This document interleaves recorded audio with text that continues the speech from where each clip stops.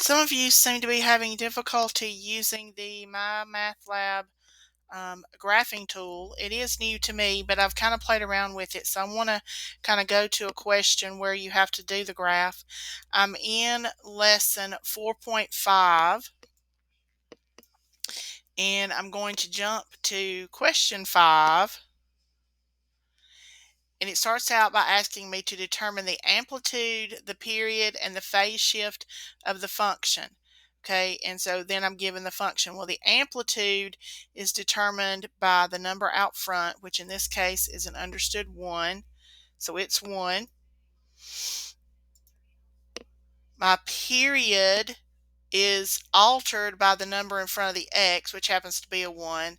So it's not altered. It's going to be 2 pi.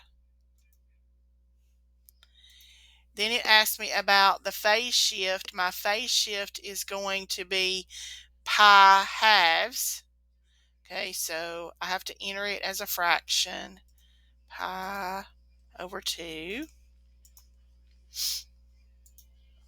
And then we get to the question where it asks to graph. Okay, now it says use the graphing tool to graph the function. Okay, so it only wants you to graph y equals sine of x minus pi halves. So I'm going to click to enlarge the graph. And when you do that, it gives you this toolbar, okay, over here to the right hand side. We're graphing was it a sine function? A sine function. So I'm going to choose the little wavy line that kind of looks like the sine function over here on the right. And then I put my mouse on a particular point. Well, normally the sine curve starts at 0, 0, but I have the phase shift of pi halves. So I have 1, 2, 3, 4 spaces to get to pi. So halfway would be here. When I click to put that graph onto the curve, okay, it gives me the standard basic sine curve. And down here you get this pop-up window, and I can change the amplitude, the period, the vertical shift, or the horizontal shift. The phase shift is a horizontal shift, and I want to change it to pi halves. So we want, let's see, I may have to enter it as a decimal. Let me see. I didn't try that far. Okay, so I've entered it. Save. And it gives you the graph. And I'm going to check it. It could be wrong because I wasn't sure about entering it. Okay, so one thing about it, one thing that I just learned is when you do the phase shift, you're going to have to enter it as a decimal.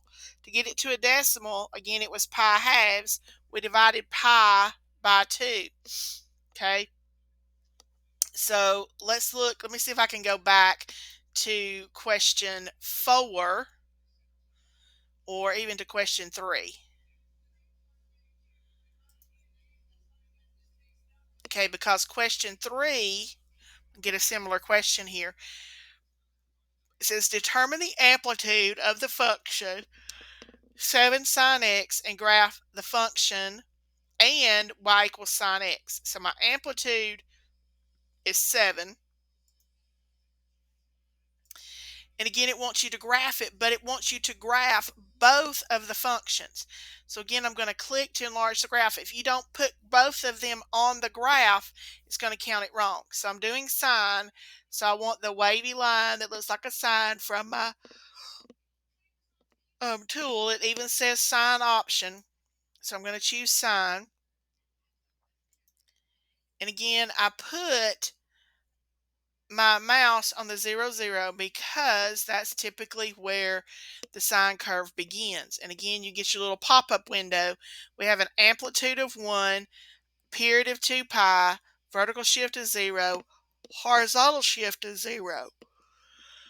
So this yellow curve that you see here is the sine curve. So I'm going to save that.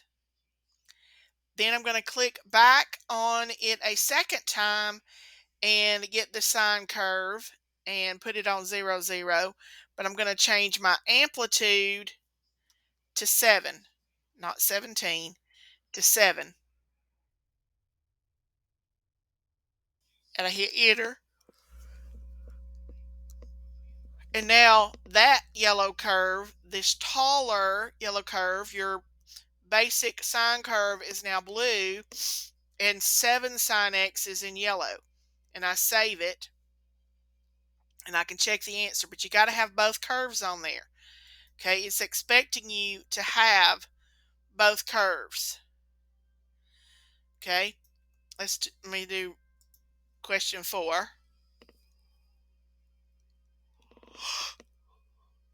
Okay. Uh,